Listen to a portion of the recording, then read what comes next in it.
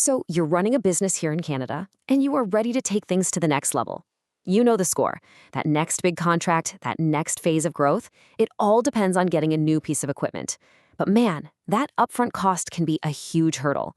It's a classic problem. But here's the thing, it's also your biggest opportunity. Let's dig in and figure out how. So, here's our game plan. We're going to start with what I call the growth dilemma. Then we'll break down your options: loan, lease, or this thing called a leaseback. After that, we'll get into the nitty-gritty fine print, figure out what lenders are really looking for, and wrap it all up with a clear action plan for getting that approved stamp. All right, first up, the growth dilemma. This is all about flipping the script in your head. That piece of machinery isn't just a massive expense on a spreadsheet. No way. It's the key that unlocks those bigger, better-paying jobs and really lets your business expand. Let's be real. Does this sound familiar? You've got the work lined up, you've got the crew ready to go, but you just need that new truck or that excavator or some other specialized machine to actually get it done. This, right here, is the moment where smart financing stops being a nice-to-have and becomes your most powerful tool for growth. That leads us right to the big question. How do you get it? We're talking loan, lease, or leaseback. These are your three main paths, and believe me, the one you choose has some major implications for your cash flow, your taxes, and your whole business strategy. Okay, let's break down the two most common choices. With a loan, it's pretty simple. You are buying the thing. You build equity, it's an asset on your company's balance sheet, and you can run it into the ground if you want. No hour limits. A lease, on the other hand, is all about cash flow and flexibility. The monthly payments are usually lower, which is great for your cash flow, and you can swap out for the newest model every few years. Here's a fantastic way to think about it that just makes it all click. A loan, it's like a mortgage for your business equipment. A finance lease is kind of like a rent-to-own deal. And an operating lease, well, that's just straight up renting. Simple as that. Now, what about that third option, the sale leaseback? This one's a little different, and it's a brilliant move if you're asset-rich but cash poor. Basically, you sell a piece of equipment that you already own outright to a lender. They cut you a check for a big lump sum of cash, and you just start leasing your own machine back from them. It's an incredible way to unlock the cash that's sitting idle in your yard. And the beauty of it is just how simple it is.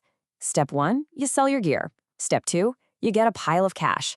Step 3, you keep using the exact same machine to do your work. The biggest win here, you get a massive cash injection for your business, maybe to fund a new project or just improve cash flow without a single second of downtime.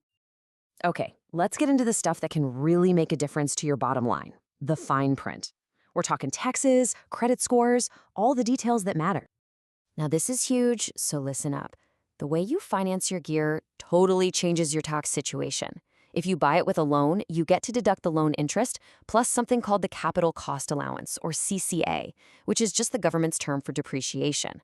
With a lease, it's often way simpler. You can usually write off the entire lease payment as a regular business expense. So what does that CCA thing actually look like in the real world? Well, here are a few examples from the CRA. You can see different gear falls into different classes. So your general machinery might be in Class 8, letting you write off 20% a year.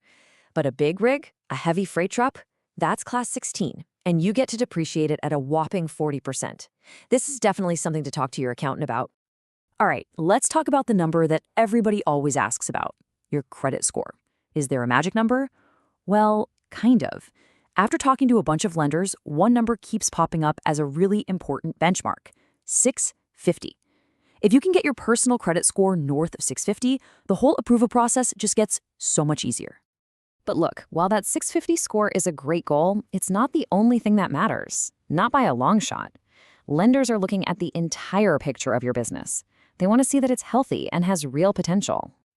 So, what's on their checklist when they're sizing you up? Well, first, strong and consistent cash flow. They need to see money coming in reliably. They also usually want you to have been in business for at least a year. A clean banking history with no recent bounced payments or late fees is absolutely crucial. And here's a pro tip. They love, love, love to finance equipment that holds its resale value well. It just makes them feel safer. Okay, theory is great, but how do we actually make this happen? Let's bring it all together. This is your practical, step-by-step action plan for getting that financing approved and getting that new machine on site. A lot of people think the application process is this big, scary monster. It's really not. Most of the time, it's a pretty simple 3-step dance. First, you fill out a form online with your details. Second, you'll hop on the phone with a real person to talk through the documents they need. And third, you get a formal, tailored offer back. That's it. So you want to basically guarantee you get to yes? Here's how to stack the deck in your favor. First, walk in prepared. Have a clean quote or an invoice for the machine ready to go. Second, be able to tell them a clear story about exactly how this piece of equipment is going to make you money. Have your last few months of bank statements ready. And finally, and this is so important, don't take the first offer you get. Shop around, compare lenders. It gives you all the power.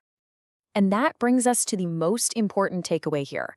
You have to stop thinking of financing as some kind of necessary evil or just taking on debt.